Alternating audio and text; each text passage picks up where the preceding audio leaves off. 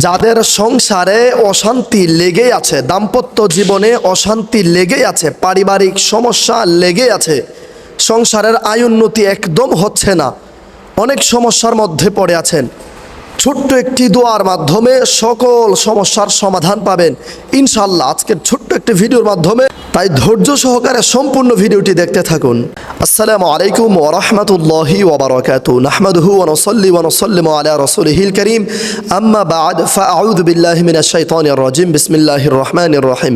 সুপ্রিয় দর্শক শ্রোতা মণ্ডলী, আজকের ভিডিও থেকে আমরা জানতে পারবো ছোট্ট একখানা দোয়া, আর সেই দোয়ার মাধ্যমে আপনি যদি আমল করতে পারেন তাহলে আপনার সংসারের অশান্তি দূরীভূত হয়ে যাবে, আপনার সংসারের আয় উন্নতি বৃদ্ধি পাবে, দাম্পত্য জীবনের অশান্তি দূরীভূত হয়ে যাবে, শান্তি নেমে আসবে, রহমত বরকত নাজিল হবে, আল্লাহর পক্ষ থেকে রহমত আসবে ইনশাআল্লাহ।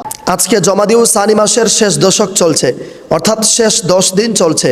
সাহাবায়ে কেরাম এই জমাদিউ সানি মাসের শেষ দশকে অর্থাৎ 20 তারিখের পর থেকেই প্রত্যেক সাহাবায়ে কেরাম রজব মাসের আগমন উপলক্ষে রজব মাসকে স্বাগত জানিয়ে 20 তারিখ থেকে আমল করা শুরু করে দিত। কেননা এটা জমাদিউ সানি মাস, এটার পরের মাসটি হচ্ছে রজব, এরপরে শাবান, এরপরে রমজান, অর্থাৎ রমজানের আগের দ্বিতীয় মাস হচ্ছে রজব মাস। রজব, এরপরে শাবান, এরপরে রমজান। বুঝতে পেরেছেন?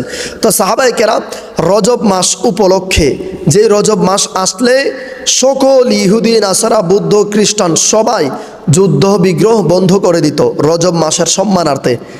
এই কারণে সাহাবায়ে কেরাম এই জমাদিউ সানি মাসের 20 তারিখ থেকেই তারা আমল করা শুরু করে দিত, বেশি বেশি নফল ইবাদত বন্দেগী করত, সারাদিন রোজা রাখতো, সিয়াম সাধনা পালন করত, আর সারা রাত নফল ইবাদত বন্দেগী করত, অর্থাৎ নামাজ আদায় করত। বিশেষ করে প্রত্যেক রাতে তারা 20 রাকাত 12 রাকাত নফল নামাজ আদায় করতেন সাহাবায়ে কেরাম রজব মাসের আগমন উপলক্ষে, যেন রমজানের জন্যে প্রস্তুতি নিতে পারে, যেন রমজানের জন্যে আমল করতে কষ্ট না হয়, তখন থেকেই তারা প্রস্তুতি নিতেন এবং আমল করা শুরু করে দিতেন। এবং সাহাবায়ে কেরাম প্রত্যেক দিন এশার নামাজের পর, কেউ এশার নামাজের পর 20 রাকাত নফল নামাজ পড়ার পর, আবার কেউ 12 রাকাত নফল নামাজ পড়ার পর একটি দোয়া পাঠ করতেন। সেই দোয়াটি হচ্ছে হুয়াল হাইয়ুল কাইয়ুম ওয়া হুয়াল গনিয়ুল মাতিন। সাহাবায়ে কেরাম এই আমলটুকু সব সময় করতেন। জমাদিউ সানি মাসের 20 তারিখের পর থেকে রজব মাসকে স্বাগত জানানোর নিয়তে সারাদিন রোজা রাখতেন, রাতে নফল ইবাদত করতেন এবং প্রত্যেক ফজর নামাজের পর এবং মাগরিব নামাজের পর 100 বার করে এই তাসবিহটি পড়তেন, হুয়াল হাইয়ুল কাইয়ুম ওয়া হুয়াল গনিয়ুল মাতিন।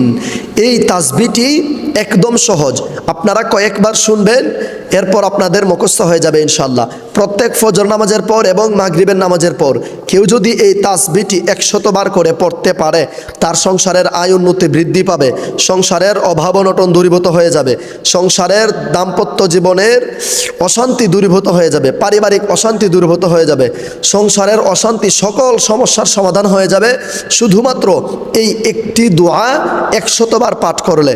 একদম ছোট, আপনারা আমার সাথে টানা টানা 3 বার পাঠ করেন, ইনশাআল্লাহ মুখস্থ হয়ে যাবে। হুয়াল হাইয়ুল কাইয়ুম ওয়া হুয়াল গনিয়ুল মাতিন, হুয়াল হাইয়ুল কাইয়ুম ওয়া হুয়াল গনিয়ুল মাতিন, হুয়াল হাইয়ুল কাইয়ুম ওয়া হুয়াল গনিয়ুল মাতিন।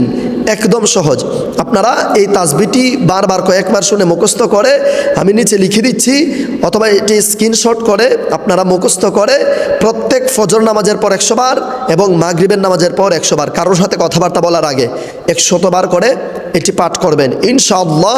ভরসা রাখুন আল্লাহর উপর, আল্লাহর পক্ষ থেকে, আল্লাহর তরফ থেকে সরাসরি আল্লাহ রব্বুল আলামিন রহমত নাজিল করবেন, আপনার সংসারের অশান্তি দূরীভূত করবেন, আপনার সংসারের আয় উন্নতি বৃদ্ধি করবেন, দাম্পত্য জীবন সুখে শান্তিতে কাটাবেন ইনশাআল্লাহ। এই আমলটুকু করেন আর আল্লাহ পাকের রহমতের খাজিনার ছায়াতলে থেকে থেকে সংসারে সুখে শান্তিতে বসবাস করেন, আল্লাহর শুকর আদায় করেন ইনশাআল্লাহ। সুপ্রিয় দর্শক শ্রোতা মণ্ডলী, আশা করছি আপনারা সকলেই বুঝতে পেরেছেন। আজকের এই ভিডিওটি প্রচুর পরিমাণে শেয়ার করে সারা বিশ্বে ছড়িয়ে দিবেন, যেন আপনার শেয়ারের মাধ্যমে অন্য ভাই বোনেরা দেখে শুনে শিখে আমল করতে পারে। আসসালামু আলাইকুম ওয়া রাহমাতুল্লাহ।